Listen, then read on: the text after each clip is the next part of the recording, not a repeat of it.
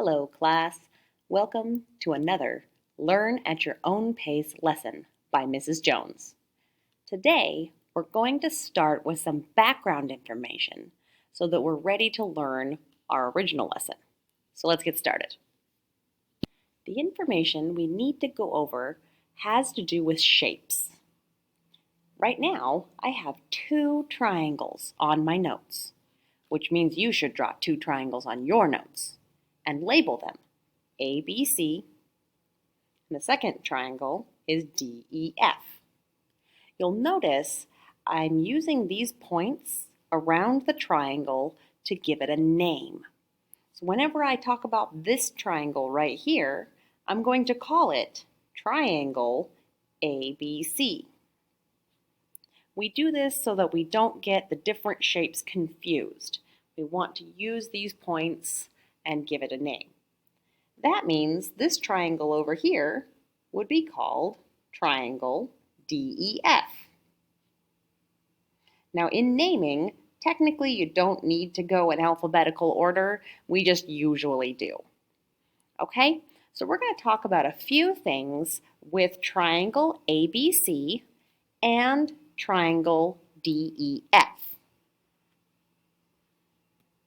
But before we talk any further, let's practice. On your own notebook, I want you to take 2 minutes and name that shape. Just like we named this triangle ABC, what would you name this triangle? What would you name this rectangle? Pause the video and check back in a moment.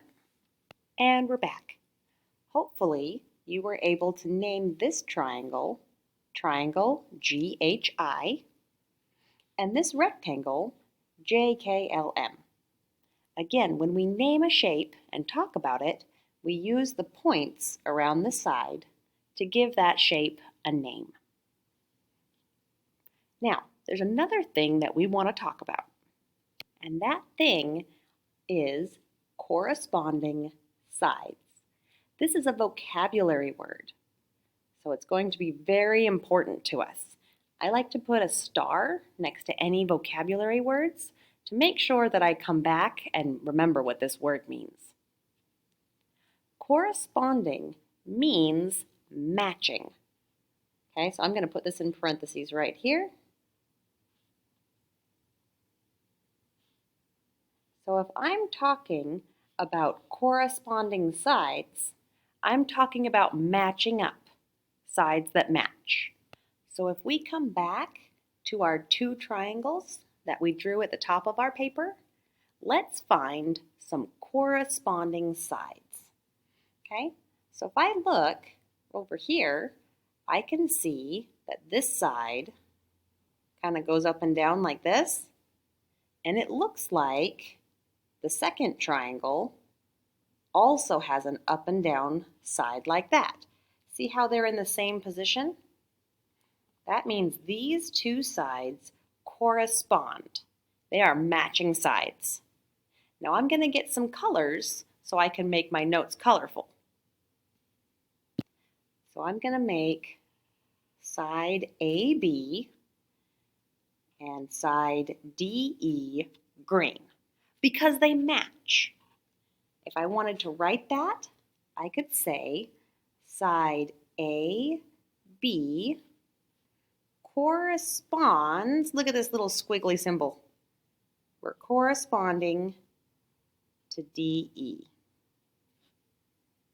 They match up. Now obviously, because they're triangles, there's 3 other sides that are going to match up. So let's get some more colors. If I was looking at side AC, that would match up or correspond with side DF because they're both the little slanty side. And again, we could notate that AC corresponds with DF. All right, we have one more pair to look at. I'm going to use yellow. Side BC is going to correspond with side EF. If you're using different colors, that is perfectly okay. Just make sure that BC matches EF. I'm going to write that down right here.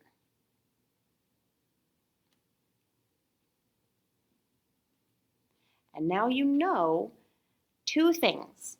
You know how to name that shape, and you understand what corresponding sides are. Now, let's get into the main notes for the day. Okay, you should have this paper. We're going to go through and talk about similarity between shapes and scale drawings. You probably have some familiarity with scale, but you might not know it. Okay, we're going to use this picture on my phone to talk about what a scale drawing is. As you notice, I have a picture of a smiley face man who looks like he's sleeping. If I were to take my fingers and drag out, I would change the scale. I zoomed in. I made it bigger. I could also scale him smaller and make the picture a lot smaller. Okay? You'll notice that as I do this, the smiley face is the exact same shape, whether I make him really big or really small. And that is what scale drawings are all about. So let's go back to our notes now. Figures are similar if they are the same shape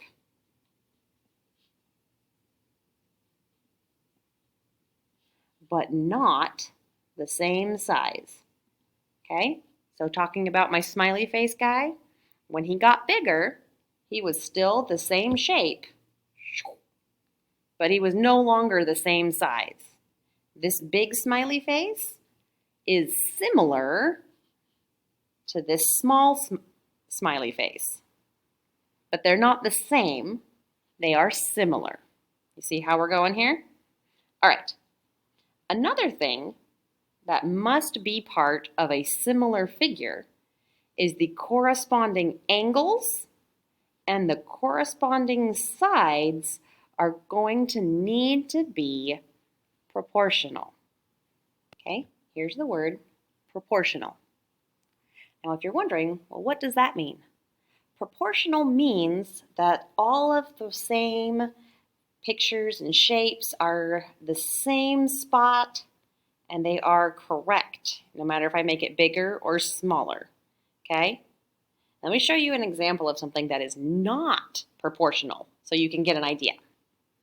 All right, so here's Mr. Smiley Face, and I want to show you what happens when I move him and things become out of whack, when they're no longer proportional. Okay, watch this. Oh no! Did you see how I stretched him out and he was no longer a circle? And his eyes and his ears got all weird? That's not right. That's not proportional.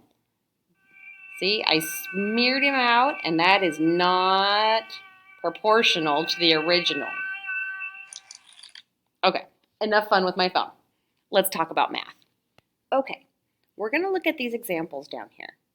And I'm going to cross off example 1 just because they made me mad. The shapes are upside down. Example 2 is a better example. We're going to use this one. Okay? We have two parallelograms here. We have parallelogram JKLM, this one, and it is similar, not exactly the same, but similar to parallelogram WXYZ. And we need to match up which segments, which lines correspond to each other. Okay? So we need to figure out which ones match, just like we did our triangles earlier. Okay? So let's look here. We have JK on this side, and it's going to match up with WX right here. You see how they're both tipping to the right? That's the ones that match. Okay, let's keep matching sides. We've got segment KL that matches with XY.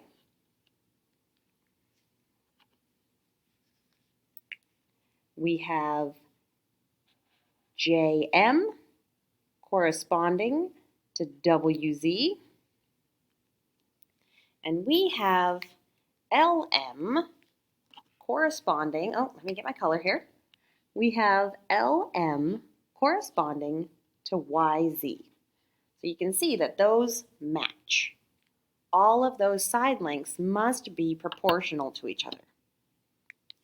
Now another thing that is interesting with similar figures, okay, these two are similar. It's like the same shape, but it got smaller. Okay, I want you to look at these corresponding angles. See angle K right there? And angle X? They are actually the exact same angle. Okay, so when you come up here, the corresponding angles are equal. They are the same. And that will be the case every time because it's pretty much the same shape, just smaller or bigger. And that brings us to our next section. Now we're taking these similar shapes and we're going to talk about something called the scale factor. Okay? The scale factor tells you how much smaller a shape is. Or if I was looking at two different shapes, like this triangle right here and this triangle right here, well, this triangle got bigger. How much bigger? That how much is the scale factor. Okay? It's really easy to figure it out because we're going to use a little ratio here, a little fraction. Okay? We're going to take the new shape divided by the original shape. Okay? You see that little sign right there? That's a divide sign. You're like, hey, no, it's a fraction sign. Fractions are little division problems. It's both. Okay? So when we're talking about scale factor, we're going to be figuring out the new shape divided by the original shape.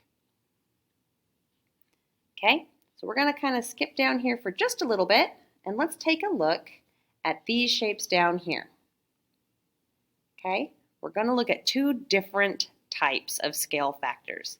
One is called an enlargement. That means it's going to get bigger. Okay? Like our triangles here, your shape's going to get bigger. So let's take a look.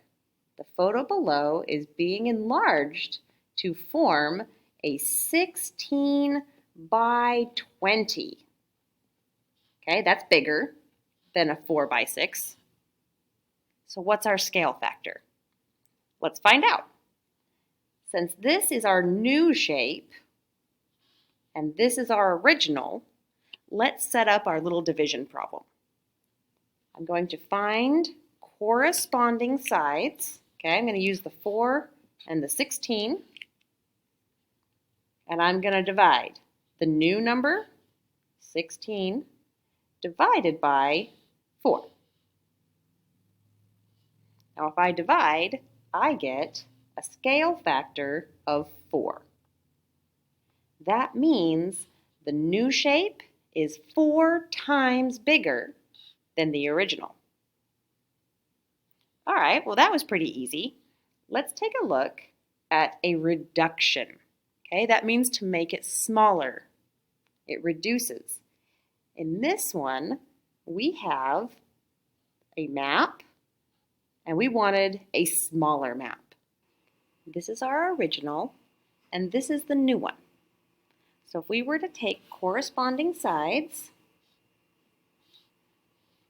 6 divided by 24 would need to be a fraction that was reduced, and I would get 1/4. This is 1/4 of that.